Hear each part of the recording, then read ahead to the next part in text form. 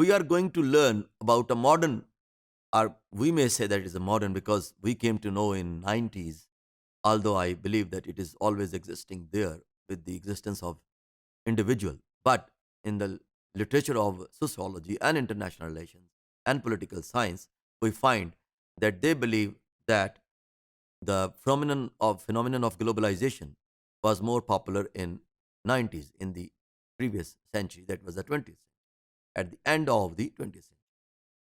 So what is globalization?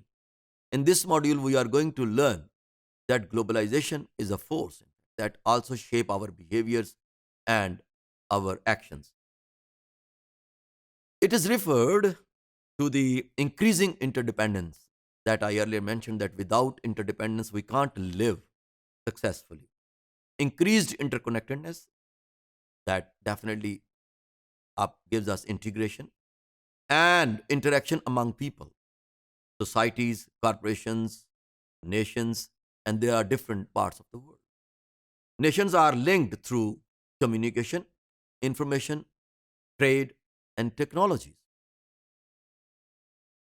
In a process of integration of cultures, commerce, politics, and social values, increased liquidity and growing multi-dimensional flows, all multi-directional flows, as well as the structures they encounter and create.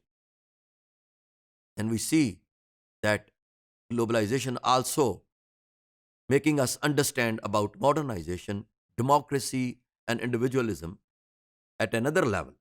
So all these are some of its manifestations. It is the most important change in human history, it is said, because owing to its, speed that globalization gives to the society.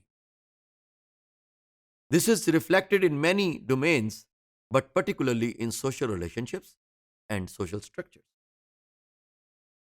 Globalization is characterized by the following features, very interesting features.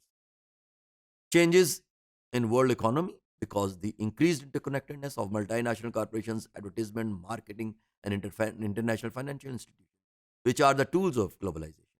Increased trade, trade liberalization, cultural exchange, popular culture, exchange of technology, increased migration and internationalization.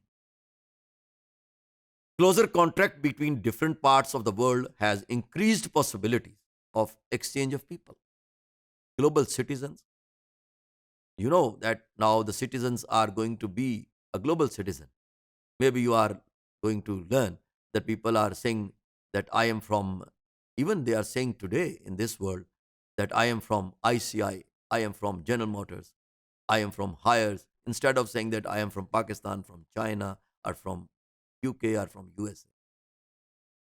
Globalization of industry has increased the interaction of industrialists from all around the world. International flow of capital, foreign direct investment, transborder flow of information, cultural exchange, Hollywood and Bollywood and Lollywood. There are different industries which are acting in this globalized era. And you know that there is a negative force of terrorism also has undergone globalization. Communication technologies, telephones, internet, and satellites, hybridization, Americanization, westernization, erosion of national sovereignty and territorial borders, international agreements, rise of international organizations. So, such features are creating a borderless world in the whole world. That borderless world means when there is a consumerism. For example, there is a consumer of Gillette in Venezuela, and that is also existing in any far flung area of Pakistan. I mean, the consumer or that product, for example, that is Gillette I earlier mentioned. The consumer also exists in Venezuela and in any far flung areas of Pakistan. So, this is how you see that this is globalization, that it is increased interconnectedness that has created a borderless world.